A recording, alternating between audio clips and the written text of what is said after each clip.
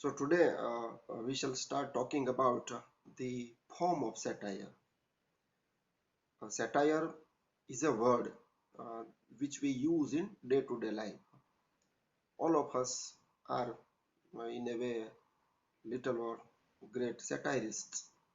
We practice it, but sometimes when we ask question to anybody, what does it mean? People do not know. So the use is known, but the meaning is unknown. But in general sense, we all know that satire means to criticize someone. When we don't like someone's attitude, someone's behavior, or some other thing, then we make a satire on the person. Satire is used not to criticize only, but to improve somebody's faults. That is what we generally mean uh, in the form of satire. It is very difficult that limit to it only in prose. Satire is a general thing. It can be applied to prose work as well as poetic work also. It means there are some characteristics which can be applied to any work. Even a satirical novel can also be there. Satirical poems can be also there. A drama can be also there. That is how satire is related to many forms. Satire, how it is done, from where did the word come? Actually, it is a Latin word, and there is a word satur, S-A-T-U-R, and it means full, F-U-L-L, complete. Something is full, and there is another prefix that is a lanx, L-A-N-X. So lanx satura, that is the Latin phrase, and its meaning is a dish full of variety. We should understand this meaning. There is a dish, there is a variety, and it is full. So here it means it must be a matter of food, it must be a matter of taste. As a full dish with full of variety pleases our tongue and our tastes, same way there must be something which can please our mind, and it may uh, fill our heart also. Means there must be something which may please mind and heart. We like it, we love it. So in literature, there are certain forms, or there are some traits which can be useful to fulfill this desire of happiness. So that is the meaning of satire. And if we have to understand what does it mean in another sense, how our mind and heart would be pleased, then there are a lot of words. You can say satire means to ridicule someone. Then another words, synonyms you can say. No doubt there may be little bit difference in shades, but ridicule, or you can say derision, that is the also word used. Then irony is also there, and then we can say parody is also used, and that is how ultimate aim of satire is to create humor, to create fun. When we read, we like it.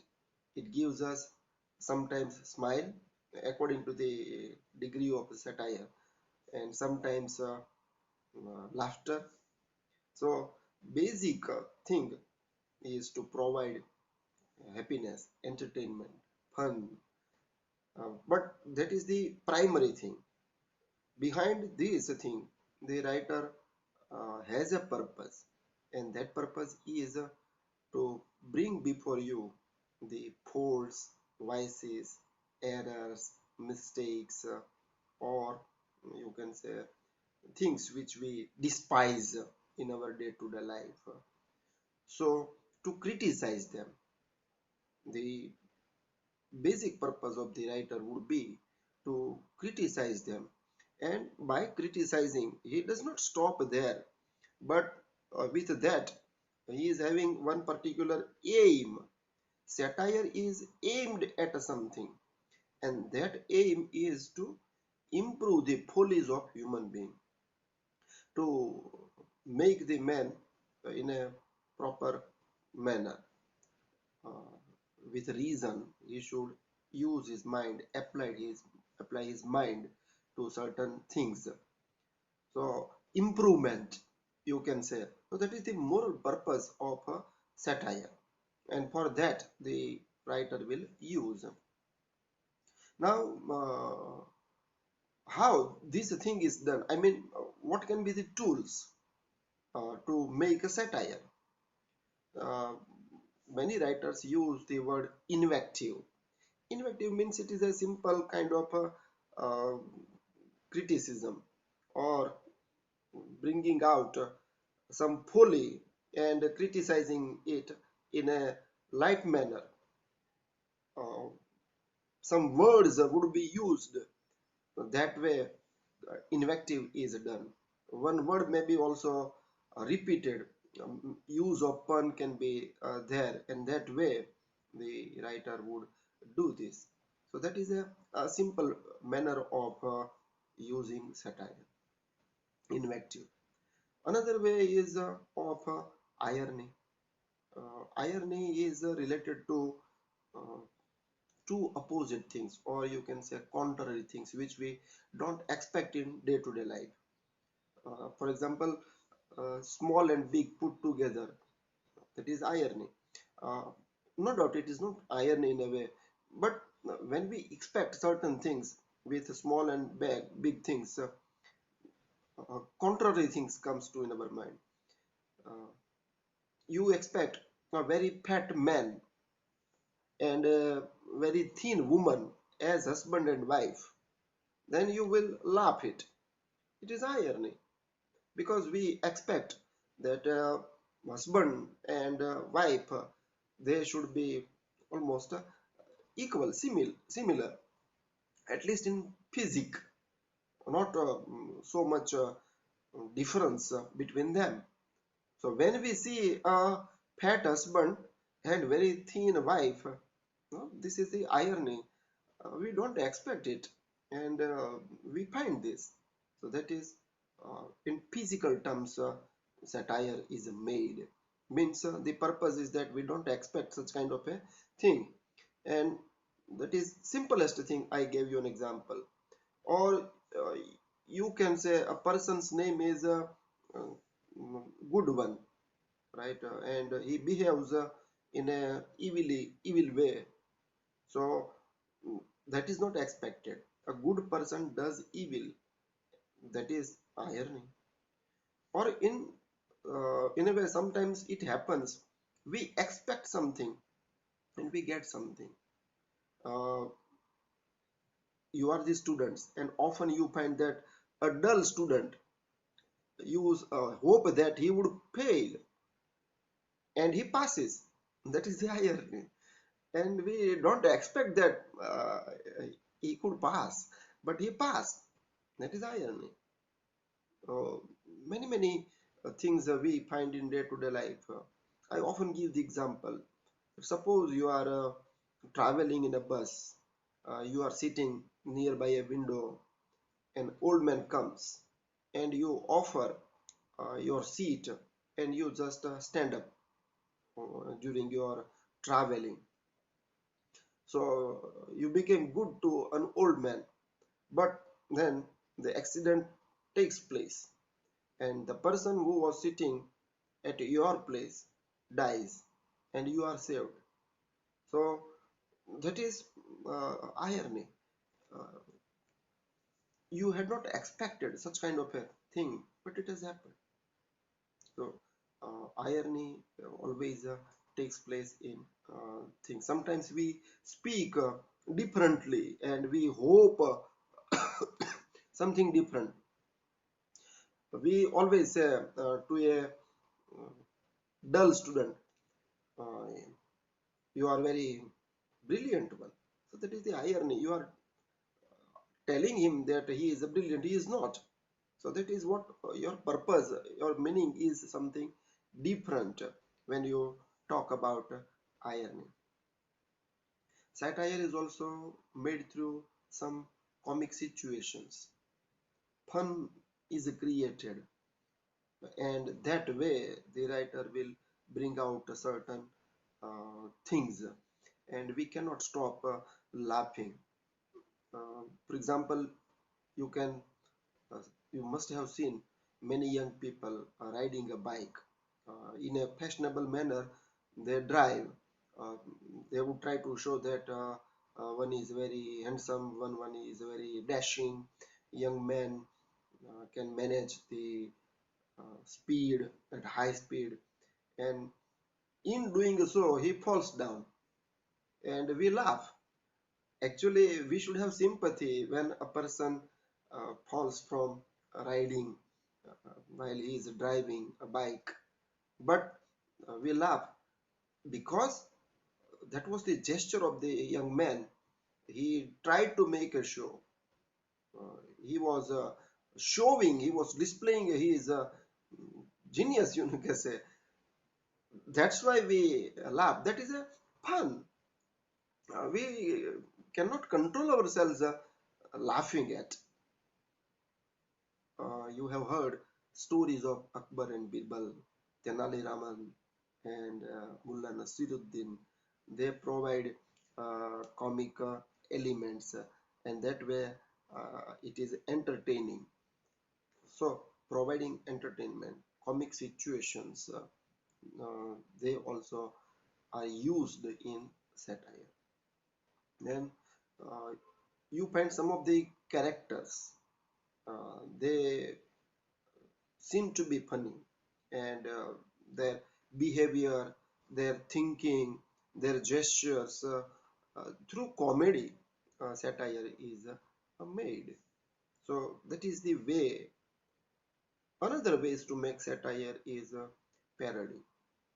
Uh, Something good is popular, and in contrast to that, you use that word. You must have heard some of Gujarati and Bollywood Hindi very popular movies used in a comic way. That is parody. In Gujarati we have a song, no? Lal Motor Avi, Gulabi Gajro Lavi. But the same song is changed. મારા ભાઈને પરણશો તો જિંદગી ભર પસ્તાશો, ઘાસલેટ લઈને ફરશો, like that. It's a fun, it's a comedy. That is how things have been created. So through pun, it is a satire.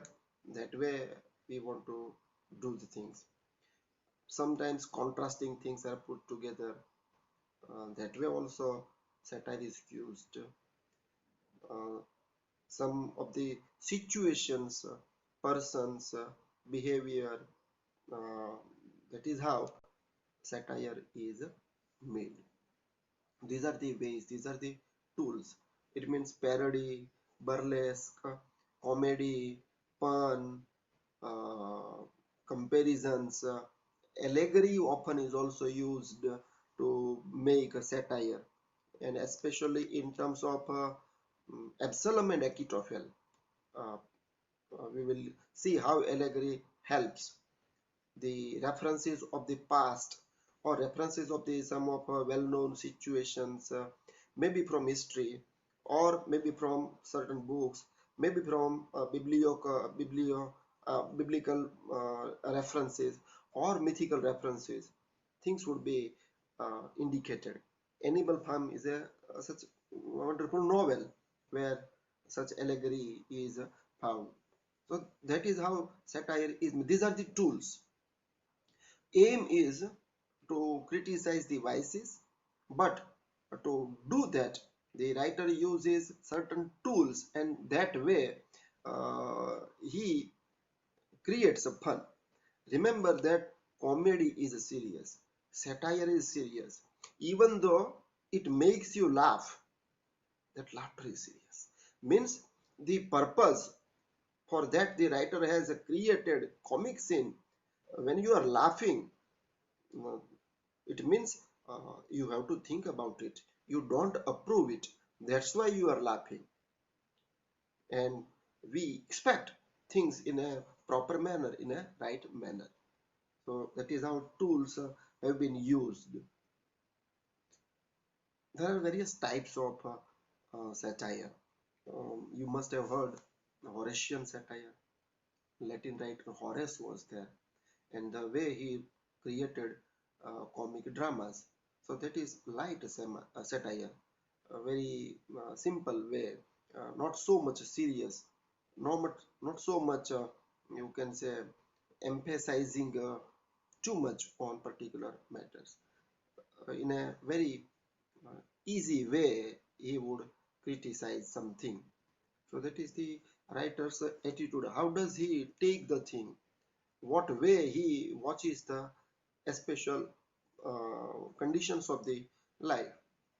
So that is Horatian satire, that is known. You must have heard Daniel Defoe's novel Pilgrim's Progress and Alexander Pope, The Rape of the Lock. These are the certain works in English literature that they give us examples of Horatian satire. Horatian satire is very light one that you should know. Another satire is Juvenalian satire. Now, that is also coming from another Latin writer, Juvenal. He is very severe. He is way of criticizing is too much. He doesn't spare anything, and with a heavy, perhaps a hammer, or you can say, makes a very heavy blow upon something. That is Juvenalian satire, and certain writers have used this. And Don Yavan, for example, if you talk about English romantic poet Byron, so this is very much a severe critique. And another work is Aldous Huxley's Brave New World. These two works I have given example of Juvenalian satire. This satire has also aimed at bringing change. In Horatian satire, only you want to improve certain things, you don't like it. There is a dislike, you can say, a little bit hatred, you can say, but ultimately you can grant. No doubt you wish to improve, but you just indicate. Here in Juvenalian satire, the purpose of the writer is to bring the change. He aims at it, and with that purpose in the mind, he writes one work. So, ultimate aim of that creation of satire is to change the thing. Maybe political changes, especially, or some changes in society also. That way, uh, juvenile satire is working.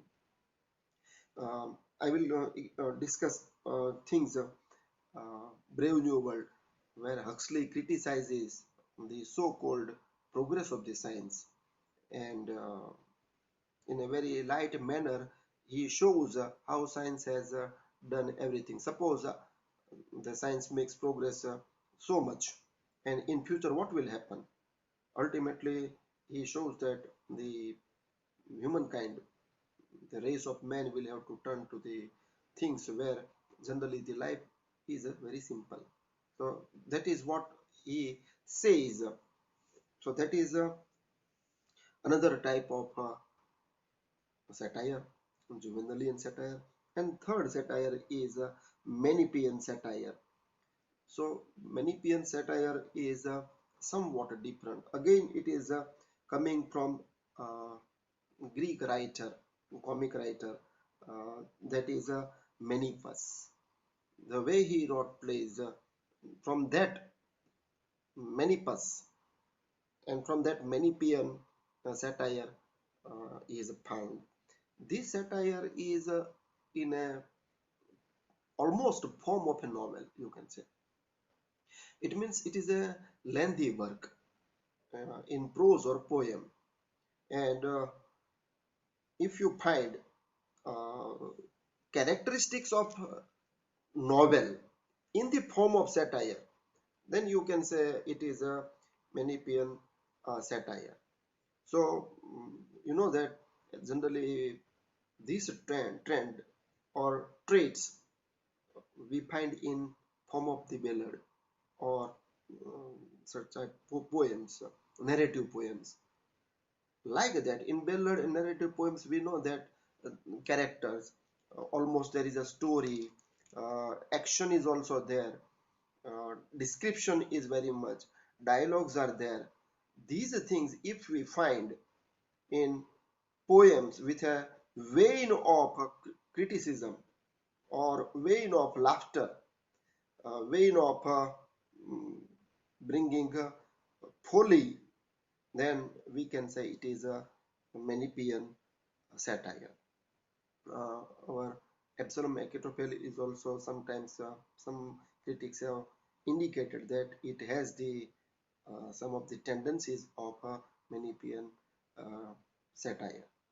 This satire is also known as Veronian satire, because another dramatist, that is also Greek dramatist, Varro, he wrote.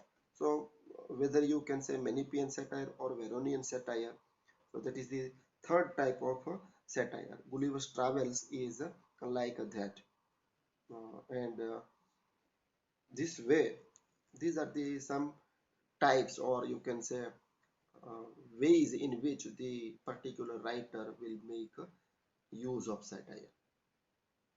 Now, if we go into the history of satire, you will find many writers, and sometimes it becomes a